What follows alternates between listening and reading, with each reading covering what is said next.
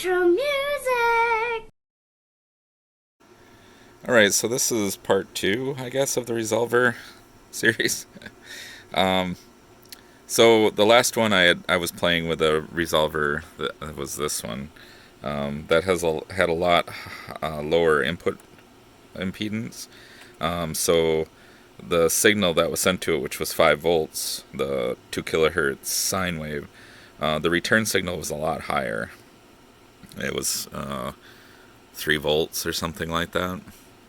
But these resolvers that are in this, the return signal was like a volt or less than that, running 5 volts into them. So I thought it'd be nice to be able to have a way to increase the sine wave signal going to the resolvers. So I was thinking, well, geez, I could find an op amp and add an op amp in series with that. And it dawned on me that the package that he's using is a dual op amp. So I just created a non-inverting variable gain amplifier. It's just 2 resistors. And that gave me a way to adjust the gain of the second op amp to run higher voltage into these resolvers. So these resolvers are actually, I think they have a voltage rating of 13 volts input. And that's exactly what I ran this up to and got 5 volts out. So if you see, it's kind of hard to see this, but the yellow signal is what's going in, and what's coming out is a 5 volt peak signal. So you can see me turn this. The two sine waves being returned are now have a 5 volt peak, which works well for this because the Arduino, the way I have it, the way it's set up is it's using 5 volts as a reference, so it's measuring plus or minus 2.5 volts on the return. Again, I'm not 100% sure how it all works, but it definitely helped that I was able to up the voltage to the resolver. So anyway, so this is the feedback mechanism that was on the Cincinnati. So what it has is 2 resolvers and then a tack, but I'm not using the tack. And they're geared. So this is the English. The English resolver is hooked to the back of this shaft, and then the metric resolver is hooked to the back of this shaft.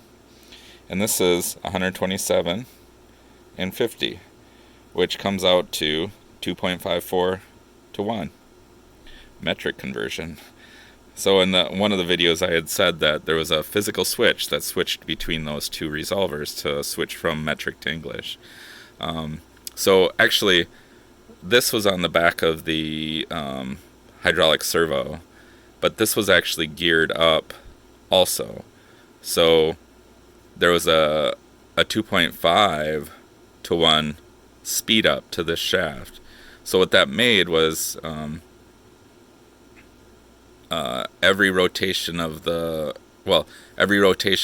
shaft was 200 thousandths of movement.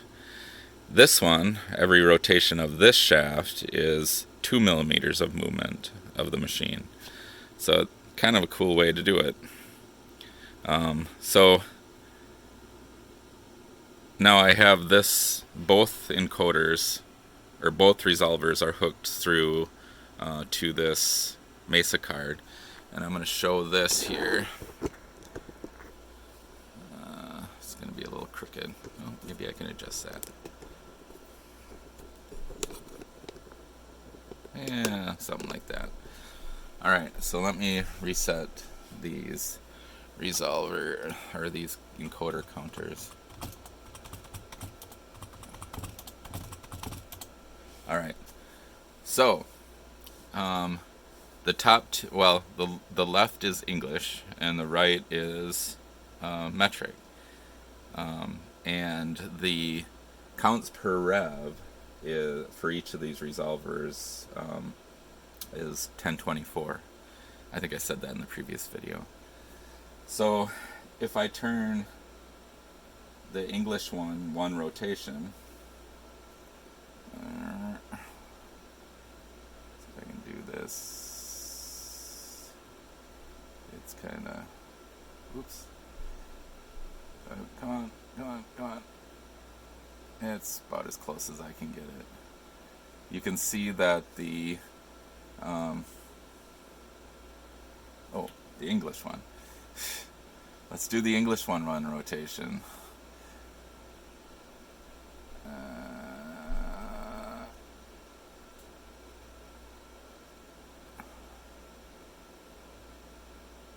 Oops. It's squarely. Alright, right there. Now you can see the metric is 2.54, which makes sense, doesn't it? So let's run it to 10. I'm going negative, it doesn't matter.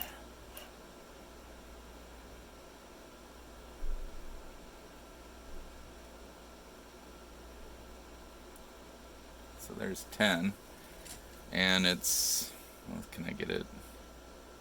10.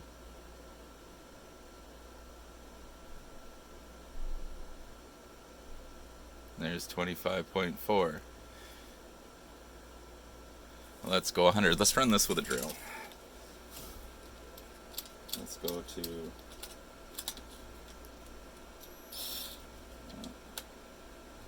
then you can see the RPM. You see the metric one is 1600 RPM, while the English one is 600. This drill is not super fast. Oops. Alright, so let's take a look at that at 100. I mean, now that you've seen it, you know that that's the way it works. Let's go to 100.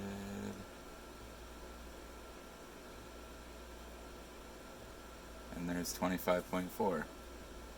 I mean, it's relative. Or 254.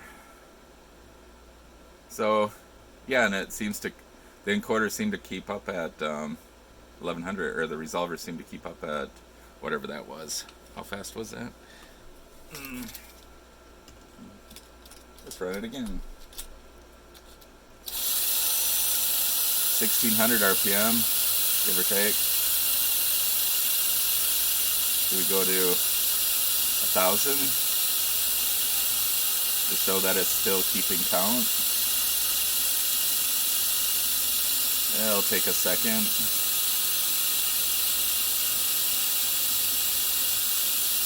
I think that's pretty amazing. It's pretty amazing that they had to use two separate resolvers back in the 70s to make it cost effective, because that control was all TTL logic. There were no processors in it. It was all like 7400 series. So, getting there.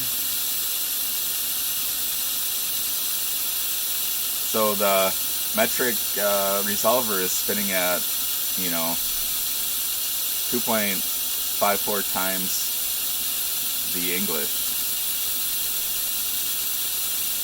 If I had a faster drill, I would run it faster, but I don't. We're almost to 1,000.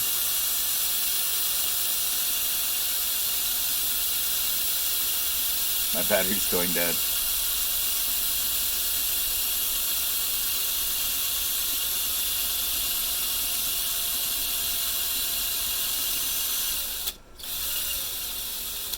Alright. Let's see if it's 2,540, huh? What do you think?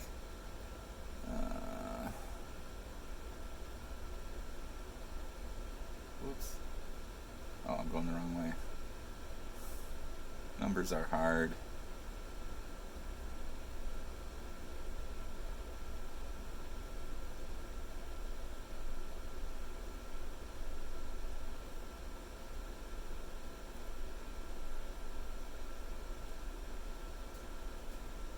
Oh, I'm a little too shaky to do something like, okay, there it is. So there you go, 2,540, give or take a little. So there you go. I think that's a amazing way to do things, and I'm pretty happy with this resolver counter. I think it would work fine for some things, but like I say, Mesa and Pico make a way better, you know, an industrial resolver to quadrature encoder converter. But this definitely would work fine for a lot of things. So go back to here. So yeah, still think it's amazing technology the way they had to get by with what they had back then. I mean, it was cheaper to machine this setup with zero backlash gears because those gears are spring loaded. Let me see if you can see it. Is it this one? Whoops. Yeah, okay, so the little gears are split and they're spring loaded, so they have zero backlash. So, kind of amazing. Alright, talk to you guys later.